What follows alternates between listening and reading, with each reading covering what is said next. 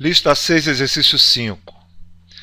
Em um circuito formado por um indutor e uma fonte de corrente alternada, a reatância indutiva XL igual a 100 ohms. A voltagem de pico da fonte é 10 volts. Sabendo que no instante t igual a π 10 a menos 3 segundos, a corrente instantânea é 10 a menos 2 amperes, determine a frequência ômega, item A, item B, a indutância do indutor, item C, faça o gráfico de fasores da corrente e das voltagens no indutor e na fonte. Item D, esboce os gráficos das funções VL, E e I. Os gráficos devem estar superpostos no mesmo sistema cartesiano. Bem, o nosso circuito é esse, certo? Isso é, um indutor e a fonte, que varia cosseno de ωt, ligado ao indutor. A diferença de potencial no indutor é a mesma diferença de potencial da fonte, porque só tem ele no circuito. Então, se a nossa FEM é m cosseno de ωt, a nossa corrente vai ser cosseno de ωt menos π sobre 2. Por quê? Porque o indutor atrasa a corrente em π sobre 2. E quando o I é máximo, d e dt é zero, significa que a diferença de potencial no indutor é zero quando a corrente é máxima.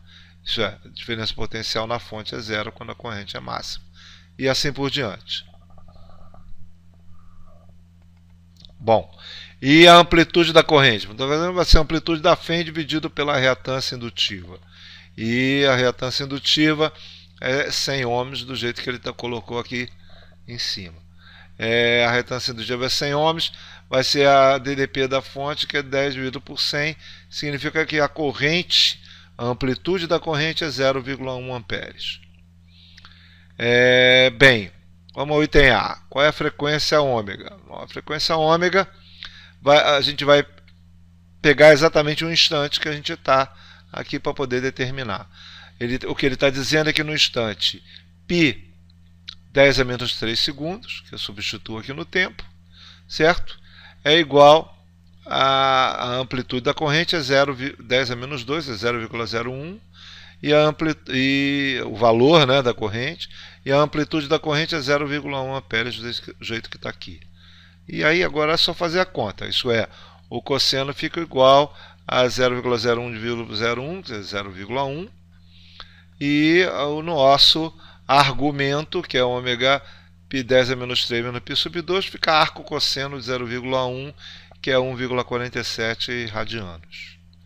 Aí, simplesmente, o que a gente faz? Passa o π sobre 2 para lá somando, divide por π vezes 10 a menos 3, certo? E a nossa frequência fica 968 radianos por segundo, é a resposta do item A. Vamos ao item B. E a indutância do indutor? Bom, nós já temos a frequência, temos a reatância, então a indutância é simplesmente a reatância dividido pela frequência, isso é 10 por 998, vai dar 0,10 henries, é a indutância do nosso indutor. Bom, fazer o gráfico de fasores, vamos lá, item C, os fasores ficam desse jeito, isso é, o nosso VL está em fase com a FEM, certo? E eu botei amplitude diferente, na verdade esses dois fasores têm a mesma amplitude, só para chamar a atenção, porque senão a gente não consegue enxergar os dois. Aqui só para, na verdade esse VL, esse vermelho, vem até aqui por cima do AM, porque a diferença de potencial no indutor é igual à diferença de potencial da fonte. Então os dois estão em fase, não só em fase, mas como tem o mesmo valor.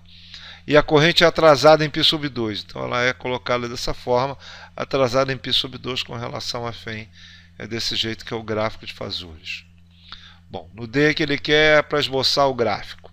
Bem, aqui fica desse jeito que fica o gráfico no tempo dos nossos parâmetros. O VL está em verde claro, o I em vermelho e a FEM em azul. Os dois, volto a dizer, têm a mesma amplitude, um sobreposto sobre o outro. Eu só peguei uma diferença, botei ele um pouco menor para poder mostrar que os dois estão em fase e um em cima do outro. Eles são superpostos aqui.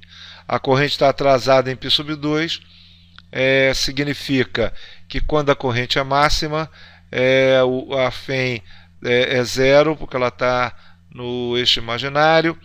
Quando a corrente começa a diminuir, a FEM começa a aumentar para o lado negativo. Então significa que essa corrente está atrasada em π/2 com relação à FEM.